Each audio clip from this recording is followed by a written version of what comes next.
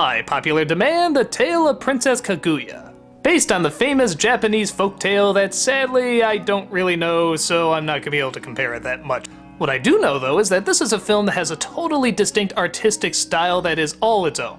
It has this incredible simplicity to its technique, which can often work in its favor, and other times possibly be a little stale. Which is fitting because the film itself kinda has that feel to it. But before you kill me, let's go ahead and actually look at the story. A man cutting bamboo in the forest suddenly comes across a baby inside one of the trees. At first, she looks like royalty, but then she suddenly becomes a real little kid. He takes her home to his wife, and he's totally convinced that this is a princess. Or at least, that she's supposed to grow up into a princess. Why else would she look like royalty when she was born? Convinced that her status is going to mean everything, the father does everything he can to try and buy her all the things he thinks she deserves. The mother is not as concerned about her status as much as she just grows up happy. One minute she's a baby, the next day she's a little girl, the next, possibly a teenager. They're not sure why this is, but they try everything in their power to not only love her, but also try to get a royal position.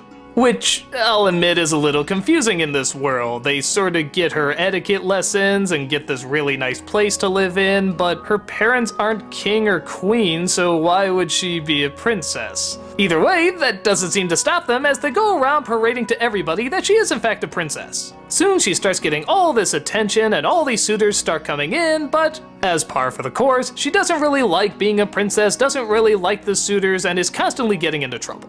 As time goes on, she does discover her real origin, and if I say any more, it would kind of give things away.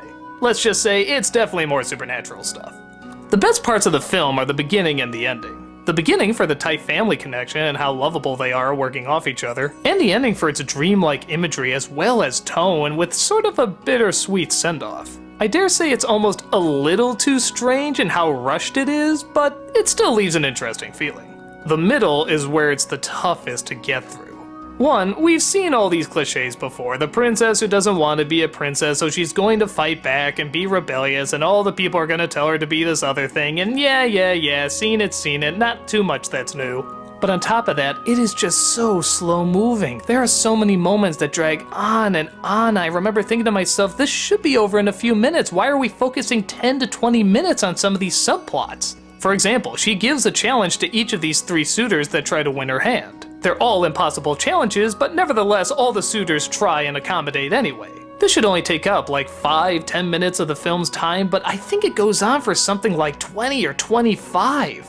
I guess I just didn't understand why these scenes were so important. I mean, I love atmosphere. You see me praise movies like Kiki that have very little going on, but they're just so likable and they have such a world to explore that, yeah, I absolutely love it. With this one though, maybe because the style is so simple, you don't really feel like you can get sucked in as much. At least not enough if you're going to work with a very loose story.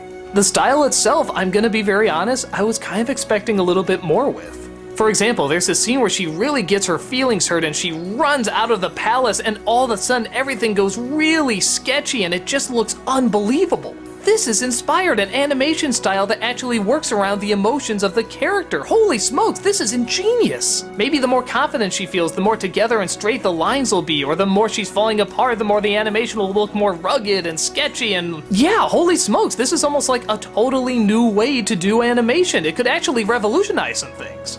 But that scene where she runs out is literally only one scene, and it's at the most a minute long. Why couldn't they do that throughout the majority of the film? I mean, I know it probably would cost a little bit more money, but it's already so simple anyway, why not go all the way with it? But for the most part, it just sort of stays in this one style, and that's it. What a shame, what a missed opportunity.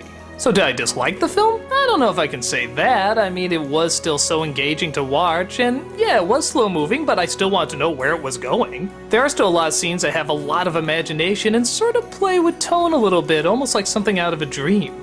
But I don't know if I can get behind it like a lot of other Studio Ghibli's works. I think I saw more possibility that was tapped upon than fully explored.